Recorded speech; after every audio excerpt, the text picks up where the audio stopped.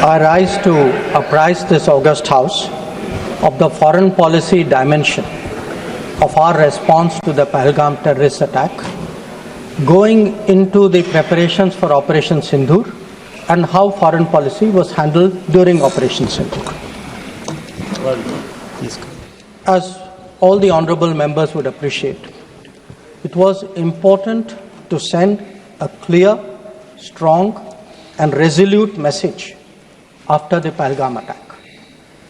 Our red lines had been crossed and we had to make it very apparent that there would be serious consequences.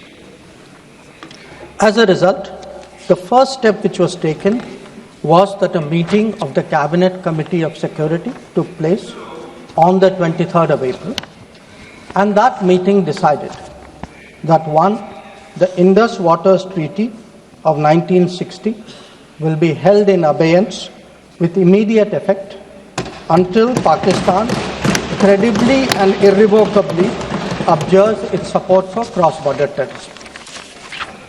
2. The integrated checkpost Atari would be closed with immediate effect. 3.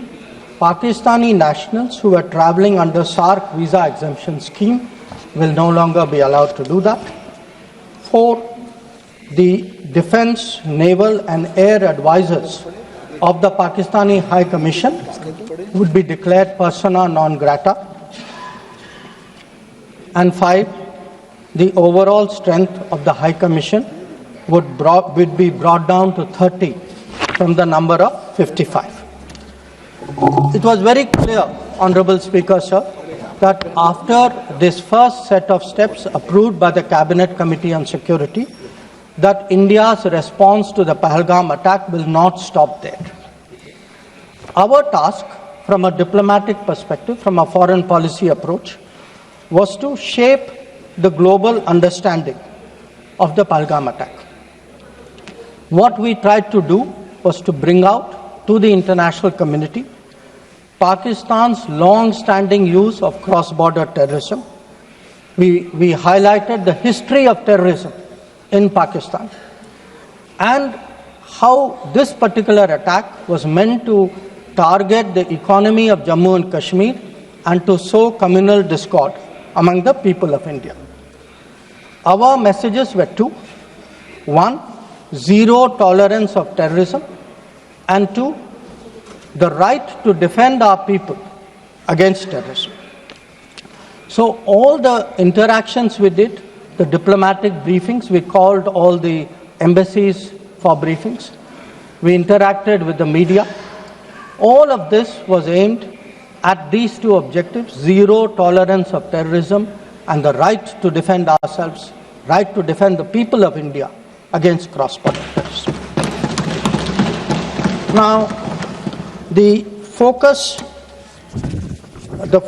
for our diplomacy was understandably the UN Security Council.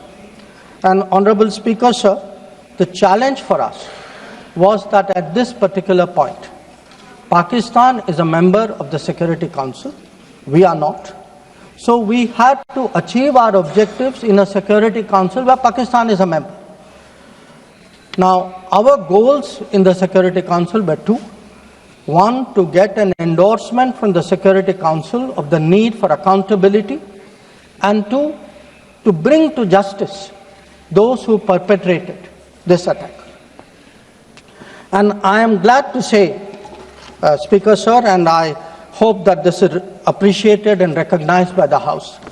If you look at the Security Council statement of 25 April, the members of the Security Council condemned in the strongest terms the terrorist attack.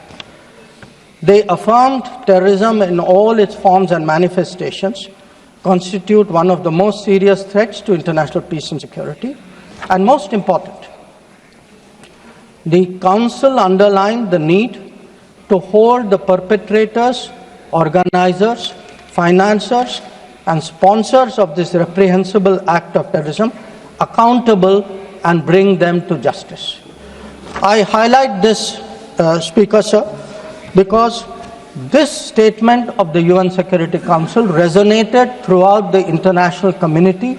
So when many honorable members asked today, where was the world on Pahalgam? I think the answer is there. The answer is there in a Security Council statement which says hold them accountable, bring them to justice, and that is exactly what we did through Operation Sindoor. Now, I also want, Honorable Speaker, sir, through you, to bring to the attention of the House a very interesting development pertaining to the TRF, the Resistance Front.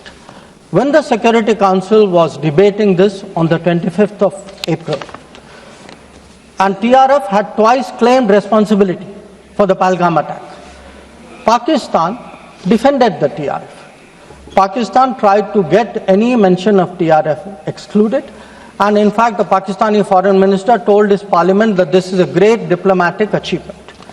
Now, I mention it because today, again thanks to our diplomacy, the TRF has been designated as a global terrorist organization by the US government, and the same Pakistani foreign minister who took so much pride saying I defended the TRF says, well, now if the US has done this, we accept it.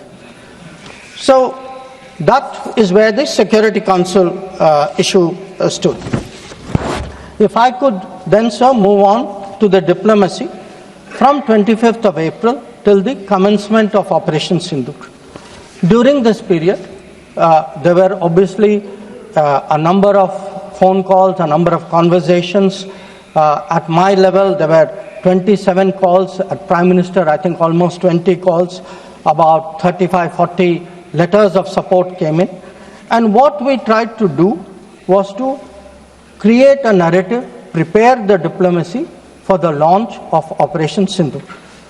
And the result of that diplomacy, Honorable Speaker, sir, there are 193 nations of the members of the United Nations.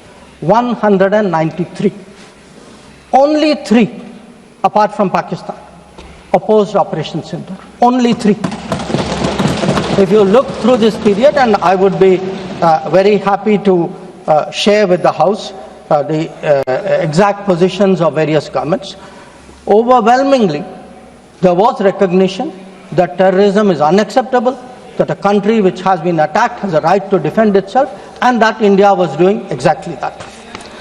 Now, when Operation Sindoor was launched, we spelled out our objectives. There was a statement, Honorable Raksha Mantri ji referred to it in his statement, where we put out for the benefit of our own people, for the international community, that Operation Sindoor was hitting the terrorist infrastructure in Pakistan and Pakistan-occupied Jammu and Kashmir, from where terrorist attacks had been planned and launched. We highlighted that 9 sites had been targeted, and we said that our actions are focused, measured, and non-escalatory in nature. And we were living up to the commitment that those responsible for this attack will be held accountable.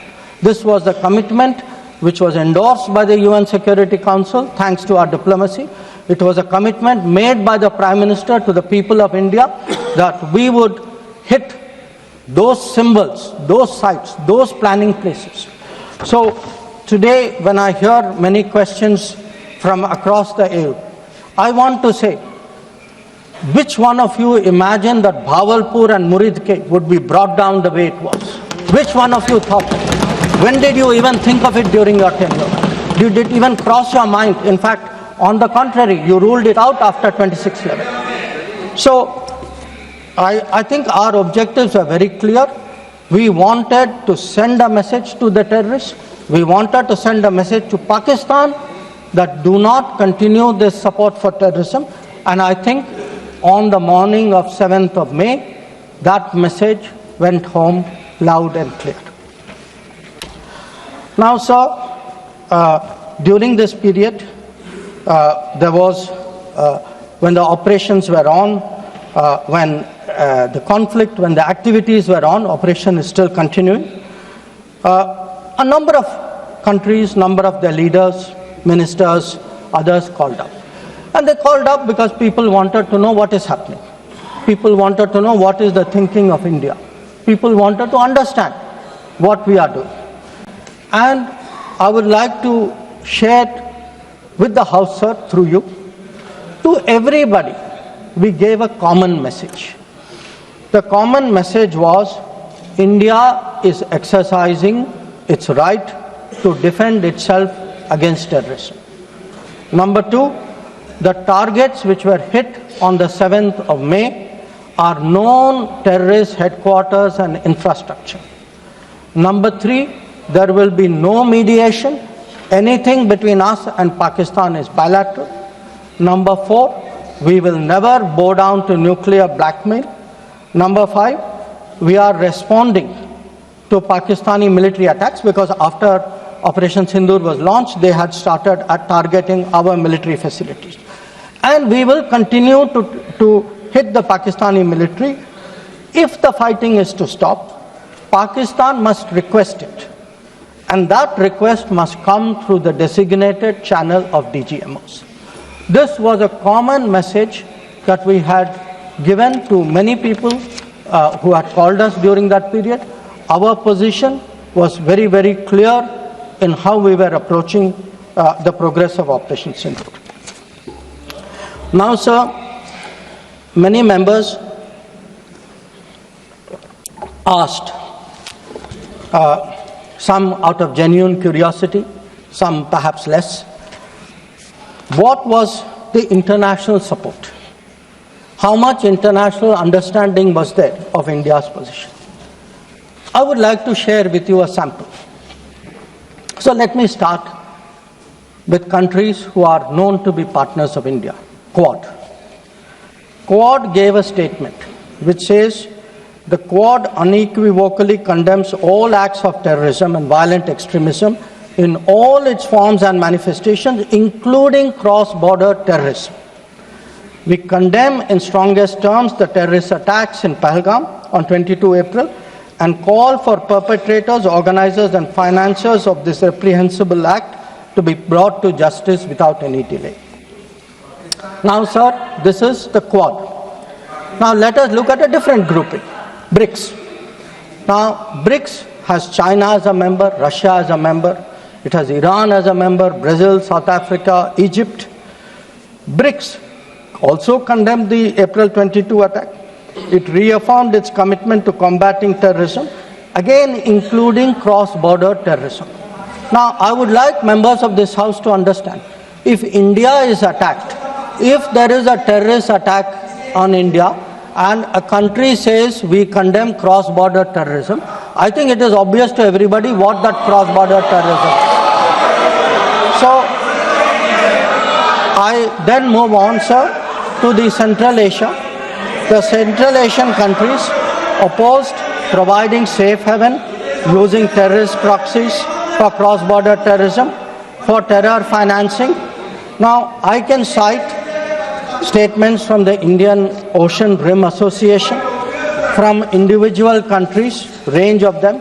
President Putin, for example, has said, he wrote to our president and said this brutal crime has no justification whatsoever and its perpetrators will face a deserved punishment. The president of Paraguay has said that he expresses solidarity and recognized India's legitimate right to self-defense. So the main point, the common thread, sir, which I would like to bring out is that number one, a cross-border terrorism across the board has been recognized, all forms and manifestations, opposition to condemnation of Pahalgam terrorist attack, and the right of India